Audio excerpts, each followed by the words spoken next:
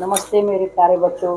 आज मैं आपके ऑनलाइन आंगन में देव उठावनी एकादशी के विषय में बताऊंगी। तो बच्चों, देव उठावनी एकादशी कार्तिक मास के शुक्ल पक्ष की एकादशी तिथि को मनाई जाती है। धार्मिक मान्यताओं के अनुसार इस दिन भगवान विष्णु 4 महीने की योग निद्रा से जागते हैं। इन 4 महीनों में भगवान विष्णु शयन अवस्था में रहते हैं, इसलिए इस अवधि में कोई भी शुभ विवाह और कार्य नहीं किए जाते हैं। देव उठावनी एकादशी के दिन जब भगवान विष्णु जगते हैं, तब से सभी कार्य शुरू हो जाते हैं, जैसे विवाह है, सगाई है, गृह प्रवेश है आदि। इस दिन भगवान विष्णु के जागरण का उत्सव मनाया जाता है। ऐसा माना जाता है कि इस दिन पूजा करने और व्रत रखने से जीवन में सुख, समृद्धि और सौभाग्य की प्राप्ति होती है। व्रत रखने वाले व्यक्ति को सभी पाप नष्ट हो जाते हैं और उसे मोक्ष की प्राप्ति होती है। बच्चों, आज मैं एकादशी के विषय में आपको एक कहानी सुना रही हूँ। मैं देव उठावनी एकादशी की व्रत की कथा सुनाती हूँ। एक राजा के राज्य में सभी लोग एकादशी का व्रत रखते थे। प्रजा तथा नौकर चाकरों से लेकर के पशुओं तक को एकादशी के दिन अन्न नहीं दिया जाता था। एक दिन किसी दूसरे राज्य का एक व्यक्ति उस राजा के राज्य में आ गया और वो राजा के पास आकर बोला कि महाराज, कृपा करके मुझे अपने यहाँ नौकरी पर रख लो। तब राजा ने उसके सामने एक शर्त रखी कि ठीक है, मैं तुझे नौकरी पर रख लूंगा, लेकिन मेरी एक शर्त है कि तू रोज तो तुझे खाने को सब कुछ मिलेगा, लेकिन एकादशी के व्रत के दिन तुझे खाने को अन्न नहीं मिलेगा। उस व्यक्ति ने उस समय तो हाँ कर दी, पर एकादशी के दिन जब उसे व्रत का खाना खाने के लिए दिया गया तो वह राजा के सामने जाकर के रोने लगा और कहने लगा, महाराज, इसमें मेरा पेट नहीं भरेगा, मैं भूखा ही मर जाऊंगा, मुझे थोड़ा सा अन्न दे। राजा ने उसे शर्त की बात याद दिलाई, पर वह अब अपनी शर्त मानने को तैयार नहीं हुआ। तब राजा ने उसे आटा, दाल, चावल आदि दिए और वह रोज की तरह नदी पर जाकर के अपना खाना बनाने लगा। जब उसका भोजन बन गया तो वह भगवान को बुलाने लगा, आओ भगवान, भोजन तैयार है, आप कृपया भोजन करो।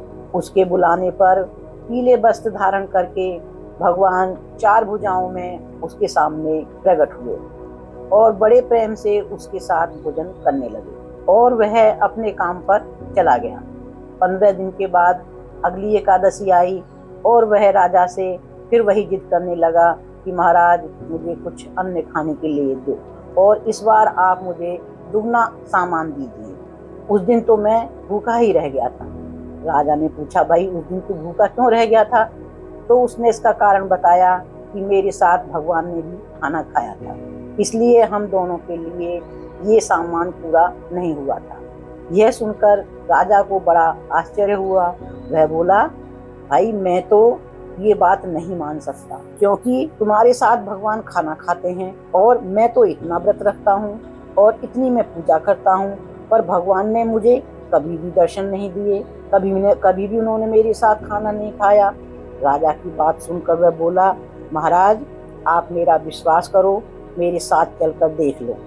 राजा एक पेड़ के पीछे छिपकर बैठ गया और उस व्यक्ति ने भोजन बनाया तथा भगवान को शाम तक वह पुकारता रहा, लेकिन भगवान नहीं आए। अंत में उसने कहा कि भगवान, यदि आप नहीं आएंगे तो मैं नदी में कूद करके अपने प्राण त्याग दूंगा। लेकिन भगवान नहीं आए। जब भगवान नहीं आए तो वो अपने प्राण त्यागने के लिए नदी की तरफ बढ़ने लगा। प्राण त्यागने का उसका दृढ़ निश्चय देख करके भगवान शीघ्र ही प्रकट हो गए और उसे रोक लिया और साथ में बैठकर उन्होंने भोजन किया। खा पीकर उसने उस व्यक्ति को अपने विमान में बैठाकर वे अपने धाम को ले गए। यह देखकर राजा को बड़ा आश्चर्य हुआ और राजा ने सोचा कि ये सब बाह्य आडंबर करने से कुछ फायदा नहीं है। जब जो चीज मन से की जाती है, विश्वास से की जाती है, वही इच्छा पूरी होती है। इस तरह से जब मेरा मन शुद्ध हो जाएगा और तब मैं ये व्रत रखूंगा। इससे राजा को कुछ ज्ञान मिला और वह भी मन से व्रत और उपवास करने लगा और अंत में वह स्वर्ग को प्राप्त हुआ। तो बच्चों, ये थी देव उठानी एकादशी की कहानी। जो आदमी इस व्रत को करता है वह सुख, समृद्धि को प्राप्त होता है, मोक्ष को प्राप्त होता है, उसे कोई भी कष्ट नहीं होता है।